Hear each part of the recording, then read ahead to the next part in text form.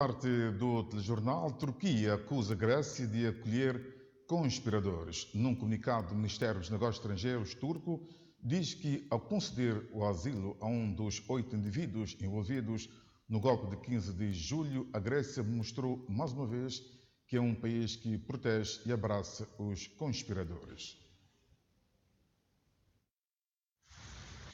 A Turquia acusa a Grécia de conceder asilo a um soldado turco que terá participado na tentativa de golpe de Estado no ano passado. De acordo com Ankara, esta decisão pode afetar as relações bilaterais e a cooperação em questão regional com a Grécia. Num comunicado, o Ministério dos Negócios Estrangeiros turco diz que, ao conceder o asilo a um dos 8 indivíduos envolvidos no golpe de 15 de julho, a Grécia mostrou mais uma vez que é um país que protege e abraça os conspiradores. As autoridades de Atenas não reagiram a esta acusação, mas antes afirmaram que não há provas de que o soldado, um copiloto de helicópteros, estará envolvido nos acontecimentos do ano passado.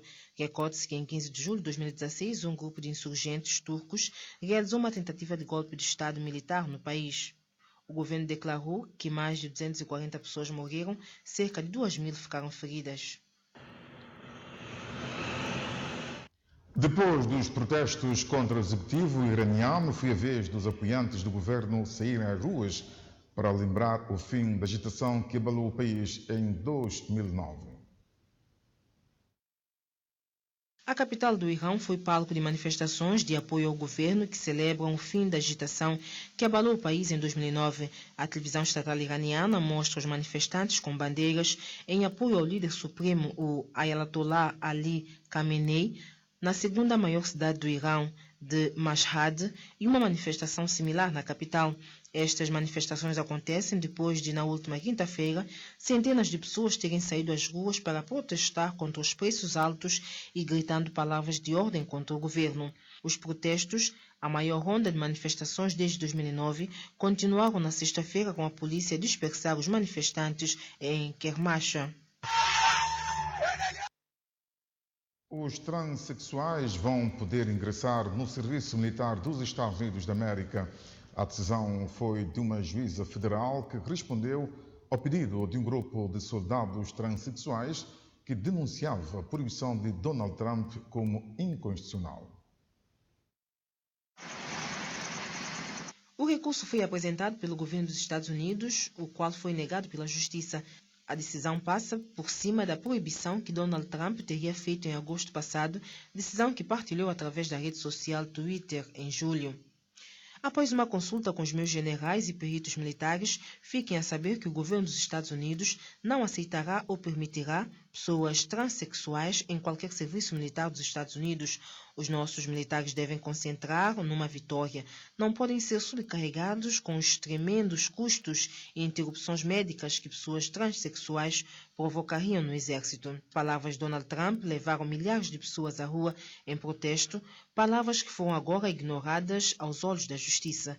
Os ingressos no serviço militar para transexuais retomam em janeiro de 2018. Vamos agora rever os assuntos que mais se destacaram ao longo da semana no espaço Retrospectiva.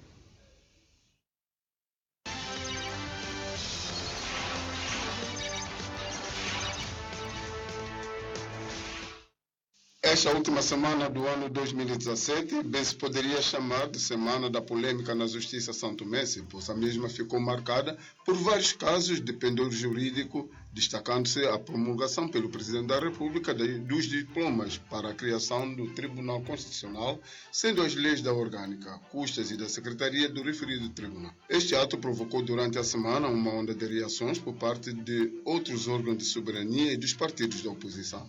O Supremo Tribunal de Justiça, na vez do Tribunal Constitucional, considerou de ilegal e, consequentemente, inexistente a decisão do Presidente da República em promulgar a lei que cria o Tribunal Constitucional.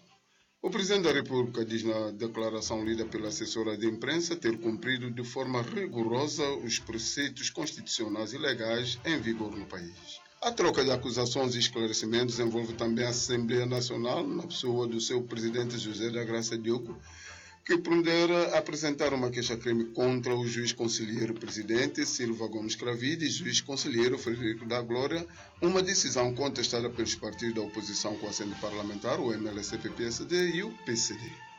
A Assembleia Nacional, através da assessora do presidente para Relações Internacionais, afirmou num comunicado de imprensa que o presidente do Supremo Tribunal de Justiça, Silva Gomes Cravide, e o juiz conselheiro Frederico da Glória faltaram aos deveres que são impostos por lei no exercício das suas funções, para além do dever de colaboração e lealdade institucional. Por seu lado, o presidente do Supremo Tribunal de Justiça respondeu ao presidente da Assembleia Nacional numa carta onde, entre outros princípios, invoca que as dificuldades a enfrentar exigem instituições que sejam um fator de confiança, e o primeiro dos fatores de confiança é dado pela forma como as instituições atuam e se relacionam. Na sequência das diligências, o presidente do Supremo Tribunal de Justiça apresentou queixa-crime contra o presidente da Assembleia Nacional por difamação e injúria, na sequência do teor da carta enviada ao Supremo Tribunal de Justiça, Tribunal Constitucional, pelo presidente da Assembleia. A Presidência da República veio confirmar num comunicado a legalidade da criação do Tribunal Constitucional, uma lei que já foi promulgada e publicada no Diário da República. Antes e depois, várias reações se fizeram sentir. Os partidos da oposição, o MLSTP-PSD, o PCD e a União MDFM-UDD, manifestaram em declarações separadas o desacordo pela decisão do Presidente da República em promulgar a lei que cria o Tribunal Constitucional.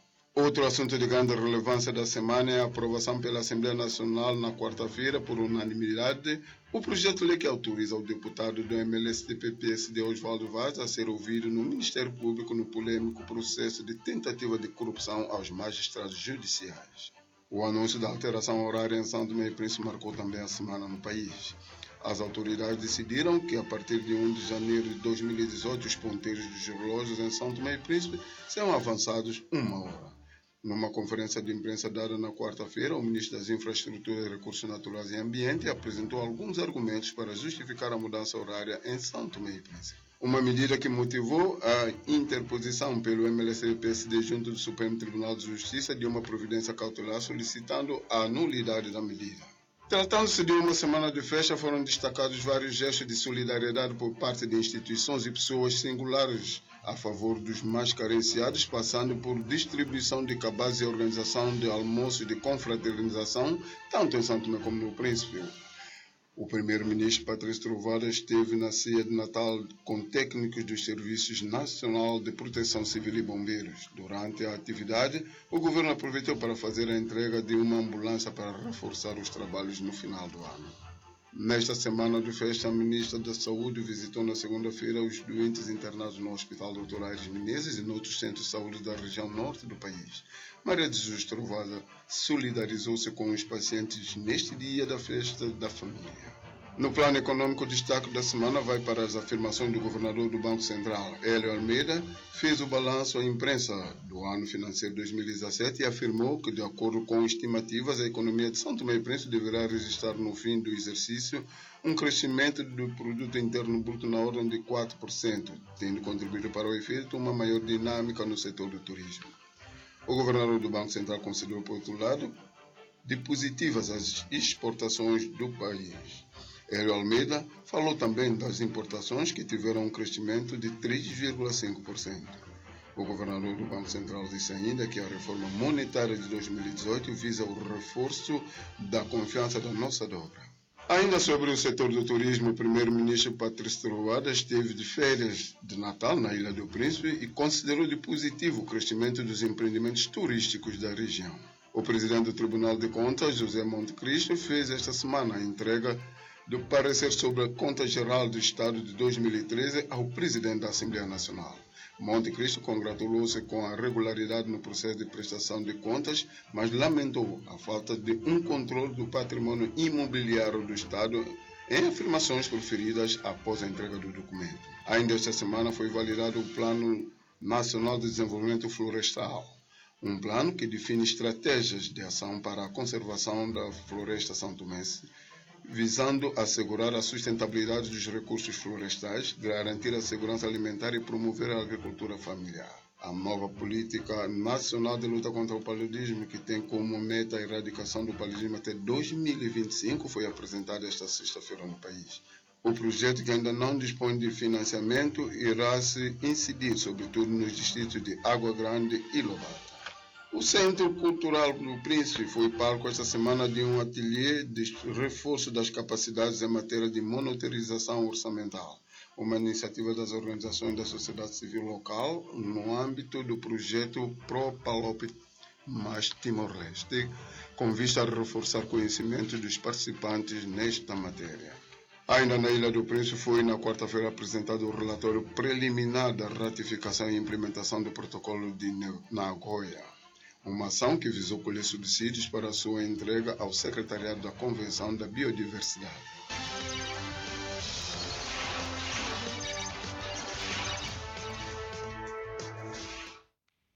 E assim concluímos o telejornal de hoje. Em nome de toda a equipa, boa noite e um bom ano.